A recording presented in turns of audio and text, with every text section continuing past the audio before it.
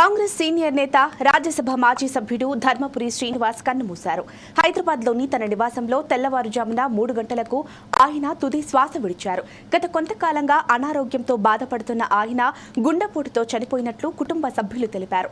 నిజామాబాద్ జిల్లాకు చెందిన డిఎస్ కాంగ్రెస్ పార్టీలో అంచెలంచెలుగా ఎదిగారు. ఉమ్మడి ఏపీలో పార్టీ అధికారంలో ఉన్నప్పుడు డిఎస్ మంత్రిగా సేవలందించారు. పీసీసీ అధ్యక్షుడిగాను ఆయన పనిచేశారు.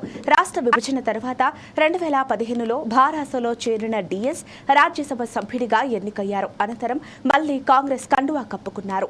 డిఎస్ కు 2 కుమారులున్నారు. వారిలో చిన్న కుమారుడు ధర్మపురి అరవింద్ ప్రస్తుతం భాజపా తరపున నిజామాబాద్ ఎంపీగా ఉన్నారు.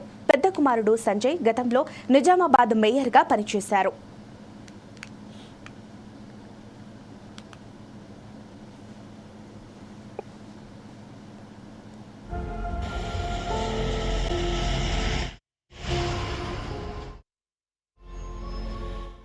అల్లూరు జిల్లా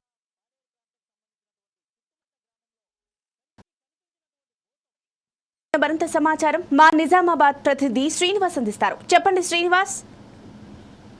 ఝాన్సీ, ఉమ్మడి నిజామాబాద్ జిల్లాతో పాటు రాష్ట్ర వ్యాప్తంగా కూడా కీలకమైనటువంటి నేతగా ఉన్నటువంటి డి శ్రీనివాస్ రాత్రి అంటే తెల్లవారుజామున మరణించిన ఘటన ఇక్కడ పార్టీ వర్గంలో కావచ్చు, అభిమానులు కూడా వార్తని కూడా జీర్ణించుకోలేని పరిస్థితి ఉంది. ఆయన చాలా కాలంగా కూడా అనారోగ్యంతో బాధపడుతున్న అతను అర్ధరాత్రి గుండెపోటు రావడంతో సంబంధించినటువంటి కుటుంబ సభ్యులు హాస్పిటల్కి తీసుకువెళ్లే సమయంలో మరణించినట్టుగా కూడా వాళ్ళు చెప్తా ఉన్నారు.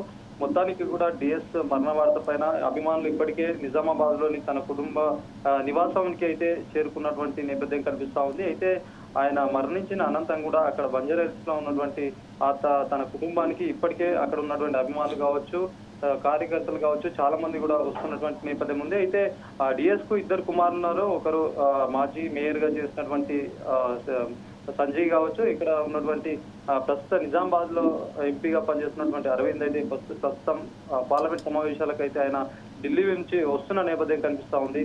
అయితే ఈ రోజు మధ్యాహ్నం వరకు అయితే ఆయన ఇక్కడికి వస్తున్నటువంటి పరిస్థితి ఉంది. అయితే ముందస్తుగానే అక్కడ ఉన్నటువంటి 2 గంటల వరకు అయితే ప్రస్తుతం హైదరాబాద్ లో అతని నివాసం వద్ద అయితే పార్థివ దేవాన్ని ఉంచుతారు. అనంతరం 2 తర్వాత అయితే నిజామాబాద్ కి తన పార్థివ దేవాన్ని తీసుకొచ్చి రేపు ఆదివారం మధ్యాహ్నం వరకు కూడా అంత్యక్రియలు చేసేటువంటి పరిస్థితి అయితే ఉంది.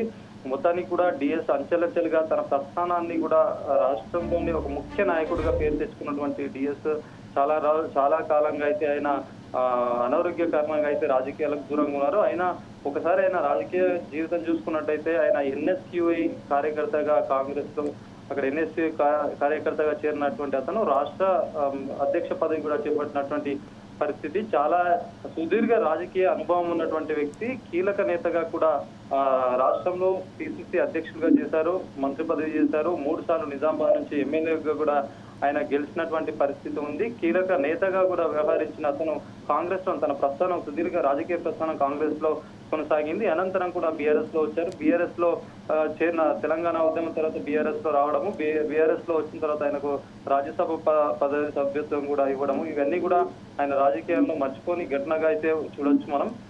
దీని తర్వాత ఈ రోజు అయితే ప్రముఖులు సీఎం రేవంత్ రెడ్డితో పాటు సంబంధించినటువంటి మంత్రులు ఆయనకైతే దీనికి సంబంధించినటువంటి సంతాపం అయితే వ్యక్తం చేసినటువంటి పరిస్థితి ఉంది. ఇక్కడ ఉన్నటువంటి కార్యకర్తలు సైతం ఇప్పటికే తన నివాసం వద్దకు చేరుకుంటున్నారు. ఆయన మరణ వార్త విన్నటువంటి చాలా మంది అభిమానులు అయితే అక్కడ ఉన్నటువంటి ఏదైతే తన పార్టీ దేవం కోసం అయితే ఎదురు చూస్తున్నటువంటి పరిస్థితి ఉంది. ఈ నేపథ్యంలో మొత్తానికి కూడా ఈ డిఎస్ సుదీర్ఘమైనటువంటి రాజకీయ ప్రస్థానం, అంచెలంచెలుగా ఎదిగినటువంటి ఆయన సుదీర్ఘంగా అయితే కాంగ్రెస్ పార్టీలో తనదైన ముద్ర కూడా వేస్తున్నటువంటి పరిస్థితి ఉంది. త్రుటిలో కూడా సీఎం పదవిని కూడా రాజకీయ పరంగా కూడా ఆయన ఎమ్మెల్యేగా ఓడిపోయింది. పిసిసి అధ్యక్షుడిగా చేసినటువంటి ఆయన ఎమ్మెల్యేగా నిజామాబాద్ నుంచి 3 సార్లు చేశారు. 4వసారి ఓటమి పాలయ్యారు. కాబట్టి అప్పుడు ఆయనకు త్రుటిలో కూడా సీఎం పదవి కూడా మిస్ అయినట్టుగా కూడా చెప్పొచ్చు.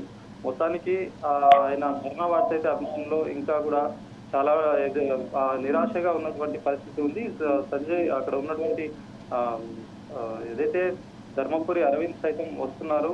ఇప్పటికే బీజేపీ రాష్ట్ర నాయకులు కావచ్చు, ఇక్కడ ఉన్నటువంటి కాంగ్రెస్ సీనియర్ నాయకులు కావచ్చు, అందరూ కూడా సంతాపాన్ని అయితే వ్యక్తం చేస్తున్నారు. డిఎస్ మరణ వార్త కూడా జిల్లాలో ఇప్పుడు ఆయన సంబంధించినట్టు పార్థివ దేహం కూడా వచ్చిన తర్వాత అయితే అంత్యక్రియ నిర్వహిస్తారని కూడా కుటుంబ సభ్యులు చెప్తున్నటువంటి పరిస్థితి ఉంది.